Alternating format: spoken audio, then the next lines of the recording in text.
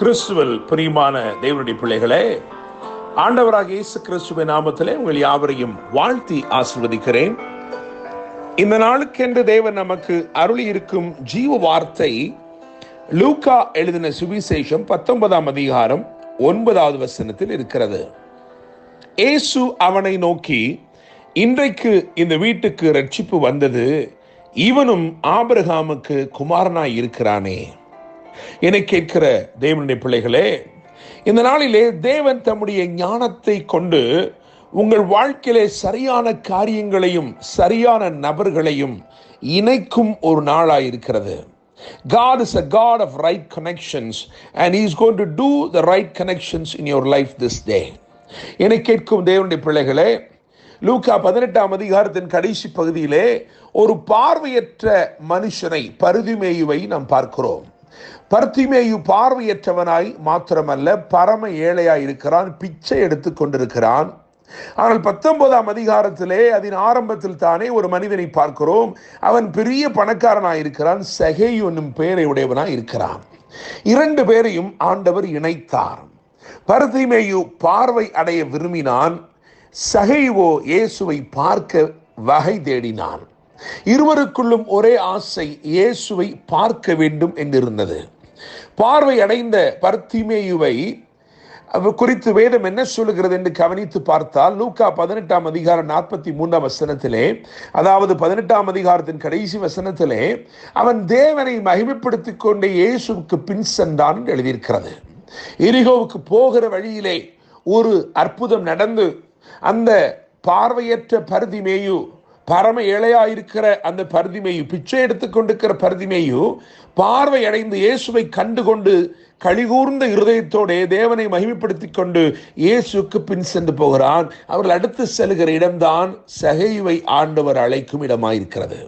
அங்கே சகேயு அவன் இறங்கி வந்தவுடனே சொல்லுகிறான், லூக்கா 19ஆம் அதிகாரம் 8ஆம் வசனத்திலே, ஆண்டவரே, என் ஆஸ்தியில் பாதியை ஏழைகளுக்கு கொடுக்கிறேன் என்று சொல்லுகிறான். ஐஸ்வர்யவானாகிய, அதாவது விசுவாசத்தில் அல்லது விசுவாசியாக இருந்த ஐஸ்வர்யவானுடைய ஆஸ்தியை விசுவாசியாக இருந்த ஏழைக்கு உடனே கிடைக்க செய்கிறார். இது கர்த்தருடைய ஞானம், தேவ செயல். சுவிசேஷம் நிச்சயமாய் உங்களை செழிப்பாக்கும் தேவனுடைய பிள்ளைகளே. ஒருவன் ஐஸ்வர்யம் உள்ளவனாயிருக்கிறான், ஒருவன் ஏழையாயிருக்கிறான். இருவரும் விசுவாசத்தில் இருக்கிறார்கள். தேவன் ஒருவனிடத்தில் இருக்கிற ஐஸ்வர்யத்தை எடுத்து அந்த ஏழையாயிருக்கிறவனுக்கு கொடுக்கிறார். ஒரு சமநிலை பிரமாணத்தை ஏற்படுத்துகிறார். என்னை கேட்கும் தேவனுடைய பிள்ளைகளே, பர்திமேயுவை சகேயுவோடு இணைக்கிறார், சகேயுவை ஆபிரகாமோடு இணைத்தார். தேவ பிள்ளைகளே, இந்த சகேயுவை குறித்து சற்று நாம் தியானிக்கலாம் என்று நான் நினைக்கிறேன். இந்த லூக்கா 19ஆம் அதிகாரத்தை வாசிக்கும் பொழுது, இயேசு எப்படிப்பட்டவரோ என்று பார்க்க வகை தேடினான். அவன் குள்ளனானபடியினால் ஜனக்கூட்டத்தில் அவரை காணக்கூடாமல் அவர் போகும் வழியில் முன்னாக ஓடி அவரை பார்க்கும்படி ஒரு காட்டுத்தீ மரத்தில் ஏறினான் என்று லூக்கா 19ஆம் அதிகாரம் 3-4 ஆகிய வசனங்களிலே வாசிக்கிறோம். காட்டு அத்திமரம். அத்திமரம் என்பது பெரிய இலைகளை உடையதாய் இருக்கிறது. ஆதி மனுஷன் ஆதாம் பாவம் செய்த பொழுது அவன் தன்னுடைய நிர்வாணத்தை மறைத்துக் கொள்ள வகை தேடி அவன் தேடி எடுத்த இலைகள், அத்தி இலைகள். அதை எடுத்து அதை தைத்து தனக்கு வஸ்திரமாய் மாற்றிக்கொண்டான் என்பது வேத சத்தியம். எனவே அந்த பெரிய இலைகளுக்குள்ளே அவன் மறைந்திருக்கிறான். அவனுடைய ஆசையெல்லாம் அவன் இயேசுவை பார்க்க வேண்டும், ஆனால் இயேசு அவனை பார்த்துவிடக் கூடாது என்று இருந்தது. அவன் அந்த மரத்திற்குள் ஏறி அமர்ந்து, அடர்ந்த அந்த மரத்திற்குள் ஏறி அமர்ந்து ஒருவருக்கும் தெரியாத விதமாய், காரணம் இயேசு போகிற வழியிலே அவன் முன்னாக ஓடிவிட்டான்.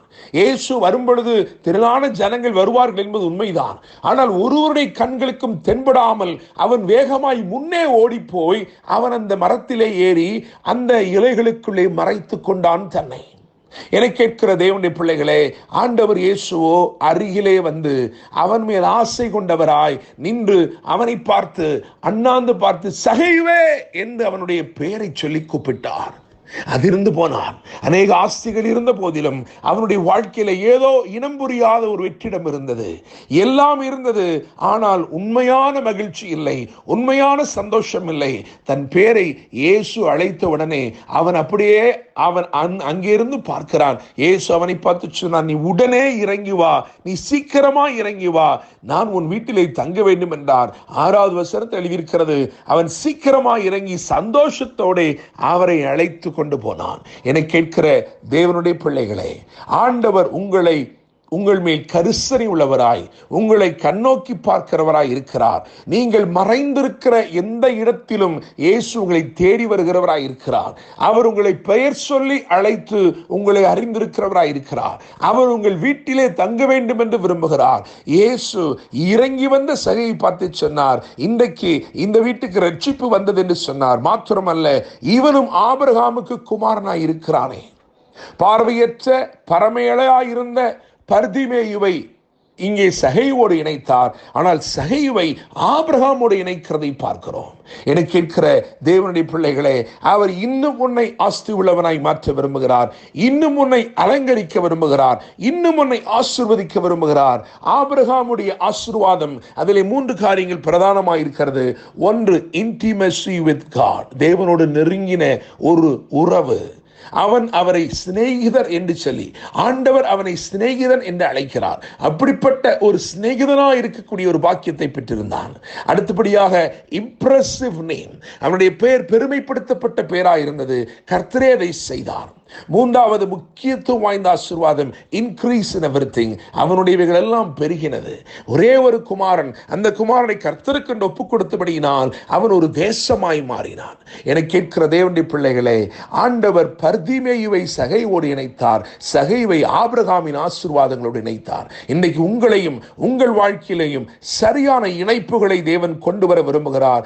இயேசு அவனை நோக்கி, இன்றைக்கு இந்த வீட்டுக்கு ரட்சிப்பு வந்தது, இவனும் ஆபிரகாமுக்கு குமாரனாய் இருக்கிறானே என்றார். கர்த்தர் தாமே இந்த வார்த்தைகள் மூலமாய் இன்று உங்களை ஆசீர்வதித்து சரியான இணைப்புகளை உங்கள் வாழ்க்கையிலே கொண்டு வந்து உங்களை இன்னும் மேன்மைப்படுத்தி உயர்த்துவாராக.